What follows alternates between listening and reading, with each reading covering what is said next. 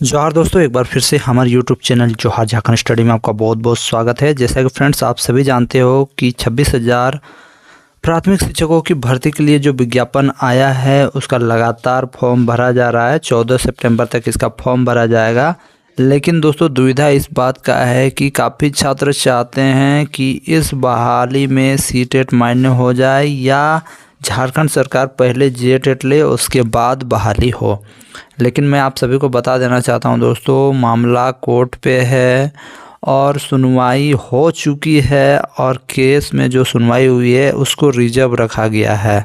ठीक है, रिजर्व रखा गया है। 18 तारीख को यह केस का जो डिसीजन है उसको रिजर्व रखा गया है और ऑलरेडी 10 से 12 दिन हो चुके हैं और छात्र लगातार कमेंट कर रहे हैं कि कब तक ये डिसीजन आएगा दोस्तों। क्योंकि जो भी 2016 से 22 तक जितने भी छात्र हैं या 23 तक जिन्होंने भी डीएलएड बीएड किया है वो भी चाहते हैं कि उन्हें भी इस टीचर बहाली में मौका मिले। और क्यों ना चाहे भाई, कौन नहीं चाहेगा बहती गंगा में हाथ धोना। तो दोस्तों ऐसे ही सभी छात्र चाह रहे हैं। लेकिन दोस्तों मैं आप सभी को बता देना चाहता हूँ, डिसीजन अभी तक नहीं आया है। 10 से 12 दिन हो गया है। मैं आप सभी को बताना चाहता हूँ कम से कम और 10 दिन लगेगा दोस्तों आने में, यानी और 10 दिन के बीच में ये डिसीजन आने की पूरी उम्मीद है दोस्तों। और दोस्तों यहाँ पर आप पूछोगे कि क्या कुछ होने वाला है, मैंने आपको ऑलरेडी बता दिया है दोस्तों। और दोस्तों अभी जल्द से जल्द मतलब ये डिसीजन या जो सुनवाई हुई है उसको रिजर्व रखा गया है। उसका सुनवाई इसलिए नहीं किया जा रहा है क्योंकि दोस्तों अगर जल्द से जल्द सुनवाई कर देगा तो बहुत लोगों को प्रॉब्लम हो सकता है। किसी को हार्ट फेल भी हो सकता है या कुछ भी हो सकता है, किसी को दिक्कत हो सकता है। इसलिए दोस्तों इसे कोर्ट में रिजर्व रखा जाता है। उसके बाद कुछ दिन बाद इसका जो है डिसीजन दिया जाता है। अब यहाँ छात्र पूछेंगे कि डिसीजन में क्या कुछ होने वाला है दोस्तों। देखिए दोस्तों, अगर कायदे से देखा जाए तो झारखंड में जेटेट परीक्षा तो होनी चाहिए। ये बात मैं आप सभी को शुरू से कहता आया हूँ। 2019 से मैंने आप लोगों को कहता आया हूँ जेटेट होना चाहिए। लेकिन दोस्तों जेटेट नहीं होने का कारण आप लोगों को इसका भी मैंने कारण बताया है, क्योंकि जेटेट 2016 वालों का कहना था कि जेटेट नहीं होना चाहिए हम लोगों का बहाली से पहले, तो उसी को सरकार फॉलो कर रही है।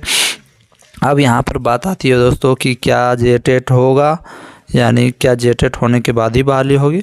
तो देखिए दोस्तों, कोर्ट का डिसीजन जो भी होगा, लेकिन मुझे ऐसा लगता है दोस्तों सरकार ने यहाँ एक बहुत बड़ा चाल खेला है। और चाल ये है कि जब सरकार से पूछा गया कि आप सीटेट मान्य करोगे, जेटेट यदि नहीं अभी ले पाओगे, तो उन्होंने कहा कि हम सीटेट किसी भी हाल में मान्य नहीं करेंगे। ये तो मामला क्लियर, सीटेट मान्य नहीं करना चाहती है सरकार। अब सरकार के पास ऑप्शन बचती है कि जेटेट लेने का। तो यहाँ पर जब सरकार से पूछा गया कि आपको जेटेट लेना है उसके बाद बहाली कीजिए, तो इन्होंने कहा होगा, मुझे लगता है सरकार ने ये कहा होगा कि अभी नियुक्ति प्रक्रिया आगे बढ़ चुकी है और बेरोजगारी बहुत ज़्यादा है, इसलिए अभी जेटेट करा पाना संभव नहीं है, चुनाव भी सामने है। इसलिए सरकार तुरंत से बहाली लेना चाहती है। इस बहाली प्रक्रिया को होने दीजिए, स्टे मत लगाइए।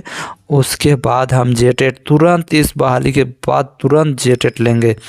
ये सरकार का चाल है दोस्तों। सरकार ने यही कहा होगा कि हम तुरंत जेटेट लेंगे। सरकार जेटेट लेने से मना नहीं किया होगा। सरकार कहा होगा कि जेटेट हम लेंगे, जेटेट लेंगे, लेकिन इस बहाली के बाद तुरंत बाद ले लेंगे, क्योंकि हम 2 फेज में बहाली करने वाले हैं, 26,000 और 24,000।